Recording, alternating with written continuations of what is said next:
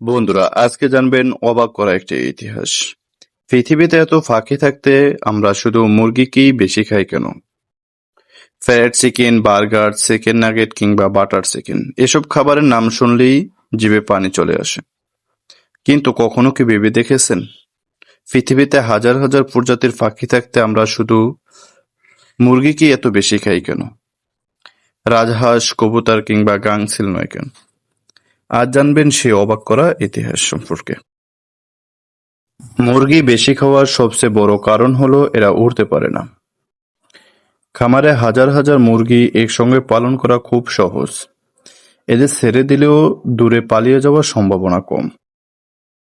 মুরগি শান্ত, ধীর এবং সহজে নিয়ন্ত্রণ করা যায়। তাই মানুষের জন্য এটি হয়ে উঠেছে আদর্শ খাদ্য প্রাণী। অনেকেই মনে করেন আজকের মুরগি এসেছে লাল বন মোরগ থেকে। কিন্তু আধুনিক জেনেটিক গবেষণা বলেছে ব্যাপারটা এত সহজ নয়। বর্তমান পোষা মুরগি আসলে একটি সংকর বা হাইব্রিড জাতি প্রাণী। লাল বন মোরগের পাশাপাশি ধূসর বন মোরগের জিনও এতে রয়েছে। এই দুই প্রজাতির মিশ্রণ থেকেই জন্ম হয়েছে আজকের পরিচিত মুরগি। মুরগি প্রথমে খাবার ছিল না, তাহলে কি ছিল? অবাক হলেও সত্যি, মানুষ প্রথমে মুরগি পালন করত খাওয়ার জন্য নয়, বরং মোরগ লড়াইয়ের জন্য। আজ থেকে প্রায় ৩,৫০০ বছর আগে বিভিন্ন অঞ্চলে মোরগ লড়াই ছিল জনপ্রিয় বিনোদন। মানুষ বাজি ধরত, খেলা দেখত, আর এই লড়াইয়ের মাধ্যমে মুরগি পৃথিবীর বিভিন্ন দেশে ছড়িয়ে পড়ে। খাবার হিসেবে জনপ্রিয় হতে শুরু করে অনেক পরে।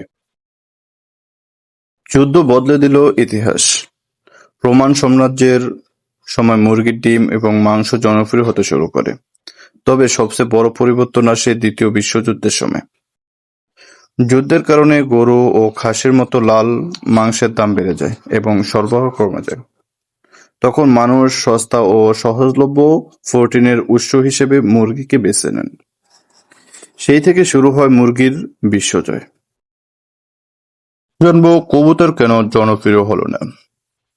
কবুতরও মানুষ হাজার বছর ধরে খেয়ে আসছে, তাহলে মুরগির মতো জনপ্রিয় হলো না কেন?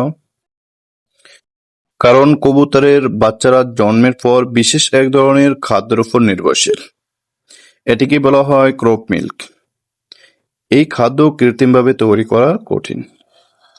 এছাড়া বড় আকারের খামারে কবুতর পালন করাও বেশ ঝামেলাপূর্ণ। ফলে ব্যবসায়িকভাবে মুরগির সঙ্গে প্রতিযোগিতা করতে পারেনি কবুতর। এখন প্রশ্ন আসতে পারে, রাজহাঁসের সমস্যা কি? একসময় ইউরোপে রাজহাঁস ছিল রাজকীয় খাবার।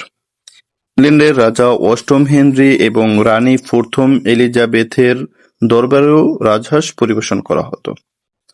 কিন্তু ধীরে ধীরে এর জনপ্রিয়তা কমে যায়। কারণ রাজহাঁসের মাংস রান্না করা কঠিন ছিল, আর অনেকের কাছে এর স্বাদে আষ্টে গন্ধ লাগতো। ফলে মানুষ সহজ ও সুস্বাদু বিকল্প হিসেবে মুরগিকেই বেছে নেয়। তাই পৃথিবীতে এত ফাঁকি থাকা সত্ত্বেও মুরগি হয়ে উঠেছে মানুষের সবচেয়ে জনপ্রিয় খাবার। কারণ এটি পালন করা সহজ, দ্রুত বড় হয়, কম খরচে উৎপাদন করা যায়, এবং সবচেয়ে গুরুত্বপূর্ণ, এর স্বাদ অধিকাংশ মানুষের কাছেই দারুণ লাগতো। তাই পরের বার চিকেন ফ্রাই খাওয়ার সময় মনে রাখবেন, মুরগি শুধু একটি পাখি নয়, হাজার বছরের ইতিহাসের ফল। এমন আরো অজানা তথ্য জানতে চ্যানেলটি সাবস্ক্রাইব করুন এবং ভিডিওটি শেয়ার